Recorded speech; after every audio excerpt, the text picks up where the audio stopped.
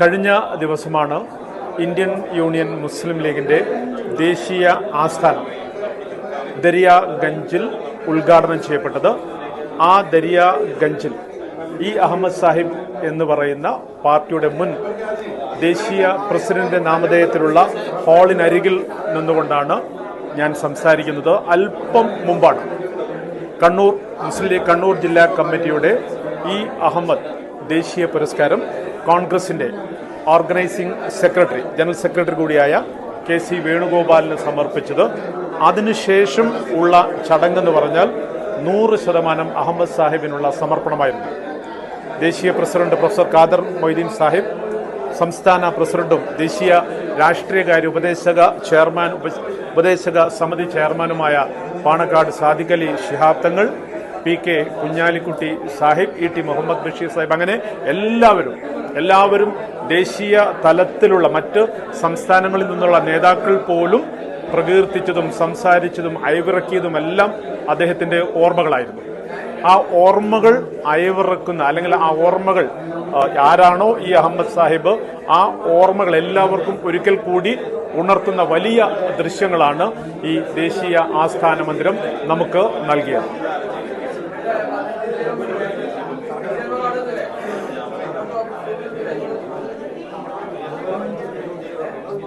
തീർച്ചയായിട്ടും അദ്ദേഹത്തിന് വലിയ പല ഉത്തരവാദിത്തങ്ങളും അദ്ദേഹം ആശുപത്രിയിൽ കൊണ്ടുവന്നപ്പോൾ ഫാസിസ്റ്റ് ഭരണകൂടം നടത്തിയിട്ടുള്ള ചെയ്തികൾ നമുക്ക് എല്ലാവർക്കും അറിയാം.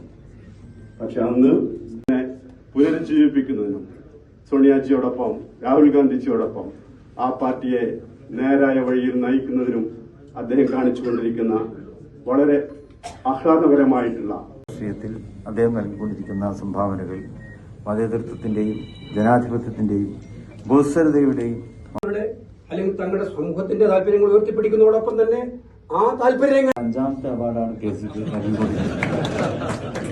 നിയമനിർമ്മാണങ്ങൾ നടത്തുന്നത് ജനാഭിലാഷങ്ങൾ പൂർത്തീകരിക്കുന്നതിന് വേണ്ടിയിട്ടുള്ള താല്പര്യങ്ങൾക്ക് വേണ്ടിയിട്ടാണ്. ജനങ്ങൾക്ക് വേണ്ടിയിട്ടുള്ള നിയമനിർമ്മാണങ്ങളാണ് പാർലമെന്റുകളിൽ സാധാരണ കാണാറുള്ളത്. പക്ഷെ കഴിഞ്ഞ കുറെ നാളുകളായിട്ട് ജനങ്ങൾക്ക് വേണ്ടിയിട്ടുള്ള നിയമനിർമ്മാണങ്ങൾ നമ്മുടെ പാർലമെന്റിൽ കാണാൻ കഴിയാറില്ല. ജനങ്ങൾക്കെതിരായിട്ടുള്ള ടാർഗറ്റഡ് ലെജിസ്ലേഷൻ എന്ന് നമ്മൾ പറയും. ഒരു സമൂഹത്തെ അല്ലെങ്കിൽ മറ്റൊരു സമൂഹങ്ങളെ ടാർഗറ്റ് ചെയ്തുകൊണ്ടുള്ള നിയമനിർമ്മാണങ്ങൾ നടത്തുന്ന വേദിയായിട്ട് നമ്മുടെ ഇന്ത്യൻ പാർലമെന്റ് മാറി എന്നുള്ളതാണ് സത്യം. അത് വഖഫ് നിയമത്തിൽ നമുക്ക് കണ്ടു.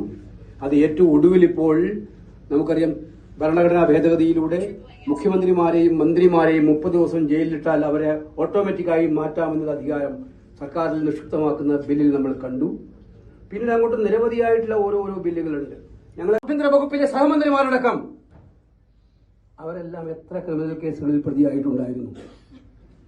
ഞാൻ അദ്ദേഹത്തിന്റെ മുഖത്ത് നോക്കി ചോദിച്ചു കഴിഞ്ഞ പ്രാവശ്യം ഈ ബില്ല് ചർച്ചക്കെടുത്തപ്പോൾ. അദ്ദേഹപ്പെട്ട ആളല്ലേ അദ്ദേഹം അന്ന് മറുപടി പറഞ്ഞു, ഞാൻ രാജിവെച്ചിരുന്നു. രാജിവെച്ചതിന്റെ കാര്യം എല്ലാവർക്കും പബ്ലിക് ഡൊമൈനിൽ അറിയാവുന്ന കാര്യമാണ്. ഞാൻ പറഞ്ഞു വന്നത്, ഇവിടെ ജനങ്ങൾക്കെതിരായിട്ടുള്ള യുദ്ധം പ്രഖ്യാപിക്കുന്നവർ ഏറ്റവും ഒടുവിൽ ഞാൻ നിർത്തുകയാണ്. ഇപ്പൊ വോട്ട് പോലും കൊള്ള ചെയ്യപ്പെട്ടുകൊണ്ടിരിക്കുകയാണ്. നമ്മൾ പല കൊള്ളകളും കണ്ടിട്ടുണ്ട്. വോട്ട് കൊള്ള ആദ്യമായിട്ടാണ് കാണുന്നത്. പല കൊള്ളകളും കണ്ട ഈ നാട് അവസാനം കണ്ടുകൊണ്ടിരിക്കുന്നത് ജനാധിപത്യത്തിന്റെ അടിവേരിളക്കുന്ന ഈ വോട്ട് കൊള്ളയാണ്. ഇതിനെ തോൽപ്പിച്ചേ മതിയാകും. അവിടെ ഈ പോരാട്ടത്തിൽ ഇന്ത്യൻ യൂണിയൻ മുസ്ലിം ലീഗ്, പാണക്കാട് തങ്ങൾ ഒക്കെ എടുക്കുന്ന ധീരമായ നിലപാടിനൊപ്പം ഞങ്ങൾ എല്ലാവരും ഒറ്റക്കെട്ടായി ഉണ്ടാവുമെന്ന് പറയാനില്ല. ലീഗ് ഒരുപാട് വിമർശനങ്ങൾ നേരിടുന്ന പാർട്ടിയാണ്. പല ഘട്ടങ്ങളിലായിട്ട് പലർക്കും ആക്രമിക്കാൻ താല്പര്യമുള്ളൊരു പാർട്ടിയാണ്. ലീഗ് തെറ്റി എന്നതിന്റെ പേരിലല്ല. മുസ്ലിം ലീഗ് എന്ന പേരുള്ളത് കൊണ്ട് ആ പാർട്ടിയെ ആക്രമിക്കാനും കടന്നാക്രമിക്കാനും ഒരു മടിയും കാണിക്കാത്ത പല ആളുകളുമുണ്ട്. നമ്മളത് നിത്യേന കണ്ടുകൊണ്ടിരിക്കുന്നുണ്ട്. പക്ഷേ ഞാൻ ഉറപ്പിച്ച് പറയുന്നു, ഞാൻ കൊച്ചുനാൾ മുതൽ രാഷ്ട്രീയ പ്രവർത്തനം തുടങ്ങിയിട്ട് ഇപ്പം 40-45 വർഷക്കാലമായി. ഞാൻ ജനിച്ച ഗ്രാമം മുതൽ എനിക്ക് മുസ്ലിം ലീഗ് നേതാക്കന്മാരെ കുറിച്ച് അറിയാം, മുസ്ലിം ലീഗ് പാർട്ടിയെ കുറിച്ച് അറിയാം. അത് അവിടെ തന്നെ ആർജവത്തോടെ എനിക്ക് പറയാൻ കഴിയും, ഇന്ത്യയിലെ മറ്റേതൊരു മതേതര പാർട്ടിയെക്കാളും കൂടുതൽ മതേതരത്വ പ്രവർത്തനങ്ങൾ. Every year they are distributing awards to chosen men who have worked for the uplift of the community and the country. Indeed, Gastgari, today's meeting has been കാരണം ഓരോന്നായിട്ട് അടിച്ചു കയറുക. അപ്പൊ മന്ത്രി ആകുമ്പോൾ സ്വാഭാവികമാണ്. പക്ഷെ എന്നാലും ഒപ്പനൊരു എംപിനെ കൂട്ടാൻ ഞങ്ങൾ രണ്ടിലേക്ക് കൂട്ടാതെയാണ് പോകുന്നത്. കാതർമതി സാഹിബുണ്ട്, മൂപ്പരൊന്ന് മെമ്പറാണ്. ഞങ്ങൾ ഒന്നിച്ച് 5 ആൾക്കാരെ, അല്ല 4 ആൾക്കാരല്ലേ, 4 ആൾക്കാരെ ഇവിടെ എറണാകുളത്തിന്റെ മുമ്പിൽ പ്രദർശിപ്പിച്ചു അക്ബർമനായിട്ട്. എന്നിട്ട് നമ്മളെ ആഗ്രഹം ക്യാബിനറ്റ് മന്ത്രി സ്ഥാനമായിരുന്നു. പക്ഷെ അവർക്ക് കാതർമതി സാഹിബ് എന്ന് മത്സരിച്ചത് മറ്റേ ചിഹ്നത്തില് അവർ ഞങ്ങളെ എം പി എന്ന് പറഞ്ഞു കണക്കൂട്ടല്ലേ, നമ്മളെ എം പി. ഏതായാലും അഹമ്മദ് സാഹിബ് ആയതുകൊണ്ട് കിട്ടി. വേറെ ആരെങ്കിലും ആണ്ട് കിട്ടൂല അന്നത്തെ ചുറ്റുപാടില്. അങ്ങനെ തരാൻ വലിയ മനസ്സിലും കോൺഗ്രസിനും ചെയ്യുന്നു. കോൺഗ്രസ് വെറും നന്നാക്കി പറഞ്ഞ മാത്രം കാര്യം. ബഷീർ ഇതൊന്നും കൊണ്ടില്ല. അപ്പൊ അഹമ്മദ് സാഹിബിന്റെ ജീവിതത്തില് ആദ്യമല്ല, അവസാനത്തെ 5-6 കൊല്ലം, അവസാനത്തെ യാത്ര എന്റെ കൂടെ ഞാനും ഭാര്യയും അഹമ്മദ് സാഹിബും ഷെഫീഖും. കുറെ തമാശ പറഞ്ഞു, ഇവിടെ പറയാൻ പാടില്ലാത്തൊക്കെ പറഞ്ഞു. അങ്ങനെ ഞങ്ങൾ ബാംഗ്ലൂരിൽ പോയി, ബാംഗ്ലൂരിൽ നിന്ന് ഇവിടെ വന്നു. മൂപ്പര് വരാൻ സത്യത്തിൽ അന്ന് വരില്ലായിരുന്നു. മുനവർമ്മന്റെ കല്യാണം കഴിഞ്ഞിട്ട് മൂപ്പര് ക്ഷീണുണ്ട്.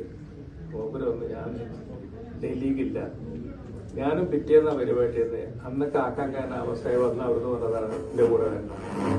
അവസാനം വെച്ചിട്ട് ഇല്ലാന്ന് പറഞ്ഞു. ഞാൻ പറഞ്ഞത് പറ്റൂല വരണം. അങ്ങനെയാണ് മൂപ്പര് അന്ന് തന്നെ അസുഖത്തിൽ ഇപ്പൊ ആലോചിക്കുമ്പോൾ ഈ ക്ഷീണം എന്ന് പറഞ്ഞു. പക്ഷെ എനിക്ക് കൂട്ടി വന്നു. അവിടുന്ന് ലഗേജ് എടുത്ത് പോയി. പിന്നെ ഞങ്ങൾ ഒന്നും കണ്ടില്ല. ഞങ്ങളൊക്കെ ഈ പാർലമെന്റിൽ ഒന്നിച്ചിരിക്കുമ്പോൾ ജോയിന്റ് സെഷനിൽ ആദ്യത്തെ കുറച്ച് ഭാഗം റിസർവ്ഡാണ്. അത് മന്ത്രിമാര് മറ്റത് പോലെ ഭരണകക്ഷി. അത് ഞങ്ങള് ഭരണകക്ഷിയല്ലല്ലോ, നമ്മള് പിന്നിലാണ്. ഞാൻ അതിന് ആന്റണിന്റെ പിന്നിൽ ഞാൻ ഇരുന്നു. പക്ഷെ അഹമ്മദ് സാഹിബ് നോക്കിയിട്ട് കാണുന്നില്ല.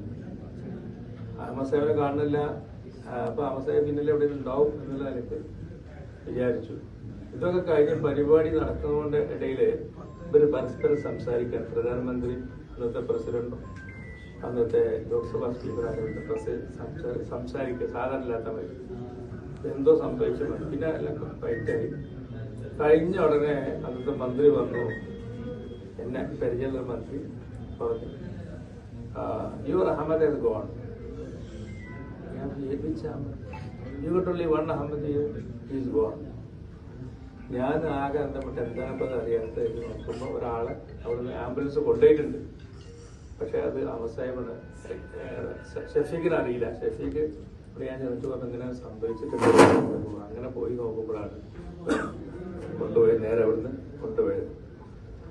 ഇതിനെപ്പറ്റിയൊക്കെ പറഞ്ഞു. രാത്രി 12 മണി വരെ സോണിയാഗാന്ധി ഇരുട്ടറി 12 മണി 1 മണി വരെ നിന്നു. അവരൊക്കെ നിന്നതുകൊണ്ടാണ് നമുക്ക് മരണ സർട്ടിഫിക്കറ്റ് കെട്ടിപ്പിച്ചത് കൊണ്ടുവരാൻ പറ്റിയത്. അവരല്ലാത്ത കാരണം 1-ാം തീയതി ബജറ്റ് അവതരിപ്പിക്കാൻ പറ്റുമോ എന്നുള്ളതിന് സംശയം. അങ്ങനെ ബജറ്റ് ഇന്നലെ ആ ചടങ്ങ് നടന്നത്, നമ്മുടെ ഖായിദെ മില്ലത്ത് സെന്ററിന്റെ ഉദ്ഘാടനം നടന്നത് ജവഹർലാൽ നെഹ്റു സ്റ്റേഡിയത്തിന്റെ പ്രാന്തമായ ഇൻഡോർ സ്റ്റേഡിയത്തിലാണ്. ആ ഇൻഡോർ സ്റ്റേഡിയത്തിൽ 2010 കോമൺവെൽത്ത്, ഹാരിസ് ബിരാൻ അറിയാം, കോമൺവെൽത്ത് ഗെയിംസ് നടന്നപ്പോൾ നമ്മൾ ഇന്നലെ ഉദ്ഘാടനം നടന്നത് വെയ്റ്റ് ലിഫ്റ്റിംഗ് സെന്ററിലാണ്. അതിന്റെ സംഘാടക സമിതിയിലുള്ള ഒരാളായിരുന്നു അഹമ്മദ് സാഹിബ്. ആ കോമൺവെൽത്ത് ഗെയിംസ് ഞങ്ങൾ ഒരുമിച്ച്, അദ്ദേഹം നല്ല ഒരു സ്പോർട്സ് റിപ്പോർട്ടറാണ് എന്നെല്ലാവർക്കും അറിയാം. ചന്ദ്രികയുടെ ആദ്യത്തെ ഫുട്ബോൾ റിപ്പോർട്ടർ അഹമ്മദ് സാഹിബാണ് എന്നുള്ളത് രേഖകളിലുണ്ട്. അപ്പോൾ അവിടെ അദ്ദേഹം ഉണ്ടായിരുന്നു. അപ്പോൾ അദ്ദേഹത്തിന്റെ നേതൃത്വത്തിലാണ് 2010 കോമൺവെൽത്ത് ഗെയിംസ് സുരേഷ് കൽമാടിയുടെ നേതൃത്വത്തിൽ നടന്നപ്പോൾ ധാരാളം സബ് കമ്മിറ്റികളിലുള്ള ഒരാളായിരുന്നു അഹമ്മദ് സാഹിബ്. അപ്പോൾ ആ ഹാളിലേക്ക് നമ്മുടെ ഉദ്ഘാടനം വന്നു എന്നുള്ളത്. മറ്റൊന്ന്, ഇവിടെ എല്ലാവരും സൂചിപ്പിച്ചതുപോലെ പേഴ്സണലി എല്ലാവർക്കും വളരെ അടുപ്പമുള്ള, ഞാൻ നേരത്തെ റൈസ്കയായിട്ട് സംസാരിച്ചപ്പോൾ പറഞ്ഞത് 2012 ലണ്ടൻ ഒളിമ്പിക്സ് നടക്കുമ്പോൾ എനിക്ക് അക്രഡിറ്റേഷൻ കിട്ടുന്നു, ചന്ദ്രികയ്ക്ക് ലഭിക്കുന്നു. ഞാൻ അഹമ്മദ് സാഹിബിനെ പോയി കാണുന്നു. ഉടൻ തന്നെ അദ്ദേഹം ഷെഫീഖിനോട് ഫോൺ എടുത്തിട്ട് ലണ്ടൻ ഉസ്മാൻ ക എന്ന് പറയുന്ന ഒരാളുണ്ട്, അന്ന് എനിക്ക് അദ്ദേഹത്തെ പരിചയമില്ല, അദ്ദേഹത്തെ വിളിച്ചിട്ട് അദ്ദേഹം പറഞ്ഞത് എന്റെ മോൻ അങ്ങോട്ട് വരുന്നുണ്ട്, എല്ലാ സൗകര്യം ചെയ്തു കൊടുക്കണമെന്നാണ്. പിന്നെ ഒരു മാസം കഴിഞ്ഞ് ലണ്ടൻ ഹീത്രോ വിമാനത്താവളത്തിൽ ഞാൻ എത്തുമ്പോൾ അതിരാവിലെയാണ് ഫ്ലൈറ്റ് ലണ്ടനിൽ എത്തിയത്. ഈ ലണ്ടൻ ഉസ്മാൻ ഖാ എന്ന് പറയുന്ന എനിക്കൊന്ന് പരിചയമില്ലാത്തൊരു മനുഷ്യൻ അവിടെ കാത്തുനിന്ന്, പിന്നെ അദ്ദേഹം 15 ദിവസത്തോളം ആ ലണ്ടൻ മഹാനഗരത്തില് ഒളിമ്പിക്സിന്റെ ഒരു ആതിഥേയൻ എന്ന രീതിയിൽ ഞങ്ങളെയൊക്കെ കൊണ്ടു നടന്ന, അങ്ങനെ അഹമ്മദ് സാഹിബിന്റെ കഥകൾ പറഞ്ഞാൽ അവസാനിക്കില്ല. എന്തായാലും ഡൽഹിയില് ഭാഗമായിട്ടാണ് മുസ്ലിം ലീഗ് ഉള്ളത് എന്ന് അഭിമാനത്തോടെ നമ്മൾ പറയുന്നു. നമ്മൾ ഒരു സംശയവും വേണ്ട, ഈ പ്രതിസന്ധികളെയും ഈ വെല്ലുവിളികളെയും അതിജീവിക്കും ഇന്ത്യ. ഇന്ത്യയുടെ പാരമ്പര്യം അതാണ്, നമ്മുടെ ജനാധിപത്യത്തിന്റെ ശക്തി അതാണ്. ആരൊക്കെ എന്തൊക്കെ ശ്രമിച്ചാലും ഒരു വലിയ പ്രഭാതം, ഈ ഇരുട്ടിൽ നിന്നും ഒരു വലിയ വെളിച്ചത്തിലേക്കുള്ള യാത്ര നമ്മളെ കാത്തിരിക്കുന്നുണ്ട്. നമ്മൾ ധൈര്യമായിട്ട് മുന്നോട്ട് പോവുക. ഈ യാത്രയിൽ കരുത്തായിട്ട് ആവേശമായി ഈ അവാർഡ് മാറുമെന്ന് വിനീതമായി തീരുമാനിച്ചുകൊണ്ട് അങ്ങേയറ്റത്തെ സന്തോഷത്തോടെ ചാരിതാർത്ഥ്യത്തോടെ അന്ന് വ്യവസായ മന്ത്രിമാരുടെ സമ്മേളനം നടക്കുമ്പോൾ അഹമ്മദ് സാഹിബിനെ റെപ്രസെന്റ് ചെയ്തിട്ടാണ് ഹൈദരാബാദിൽ പോയത്. അവിടെ വെച്ച് അന്ത്യം സംഭവിക്കുന്നത്. അപ്പോൾ ആ സൗഹൃദത്തിന്റെ ഒരു ആഴമാണ് അഹമ്മദ് സാഹിബ് എന്ന തൻ്റെ അനുയായിക്ക്, തൻ്റെ കൂടെ നിന്ന സഹപ്രവർത്തകന് വേണ്ടി പകരം പോകാൻ അന്ന് തയ്യാറായത് എന്ന് ഞാൻ ഓർക്കുന്നു. അഹമ്മദ് സാഹിബിന് ആദ്യത്തെ മകളുണ്ടായപ്പോൾ എല്ലാവരും വിളിച്ച് അഭിനന്ദിച്ചു. പക്ഷെ വാപ്പ ആ സമയത്ത് ഒന്നും പ്രതികരിച്ചില്ല. അപ്പം അഹമ്മദ് സാഹിബ് കത്ത് എഴുതി, എനിക്കൊരു മകളുണ്ടായപ്പോൾ എല്ലാവരും അഭിനന്ദിച്ചു, നിങ്ങൾ മാത്രം എന്താ ചെയ്യാതിരുന്നത്? വാപ്പ കൊടുത്ത മറുപടി, സ്വന്തം ഭാര്യയിൽ ഒരു കുഞ്ഞിനെ ഉണ്ടാക്കുന്നത് ഒരു മഹാ അത്ഭുതമായി ഞാൻ കാണുന്നു. അത് അവരുടെ ഒരു സൗഹൃദത്തിന്റെ ആഴമാണ്. അപ്പൊ ഇപ്പൊ റയീസ് എനിക്ക് എന്റെ സഹോദര തുല്യനായിട്ടുള്ള, ഞങ്ങള് കുട്ടിക്കാലം ഒരുമിച്ച് വളർന്നതാണ്. ഞങ്ങള് എവിടെയെങ്കിലും ടൂർ പോകുന്നുണ്ടെങ്കിൽ ഞാനും റയീസും ഒരുമിച്ചാണ് പോകാറുള്ളത്. അങ്ങനെ ആ കുടുംബവുമായിട്ടുള്ളൊരു ആത്മബന്ധം. ഫൗസിയ എന്നാണ് ആദ്യത്തെ മകൾക്ക് അഹമ്മദ് സാഹിബ് പേരിട്ട. എൻ്റെ സഹോദരിയുടെ പേരാണ് അഹമ്മദ് സാഹിബ് തൻ്റെ മകൾക്കിട്ടത് എന്ന് പറയുമ്പോൾ ഞങ്ങളുടെ കുടുംബങ്ങൾ തമ്മിലുള്ള ഒരു ആത്മബന്ധം അതിൽ കൂടുതൽ പറയേണ്ടതില്ല. അഹമ്മദ് സാഹിബ് എന്ന് പറയുന്ന വ്യക്തിയുടെ വിയോഗം ഞങ്ങളുടെ കുടുംബത്തിൻ്റെ വിയോഗമാണ് എന്നുകൂടി അറിയിച്ചുകൊണ്ട് ഈ അവാർഡ് ഇവിടെ നടക്കുമ്പോൾ ഒരു നിയോഗമായി എനിക്കും അതിൽ പങ്കെടുക്കാൻ പറ്റിയതൊരു ഭാഗ്യമായി കണ്ടുകൊണ്ട് എല്ലാ ആശംസകളും നേരുന്നു.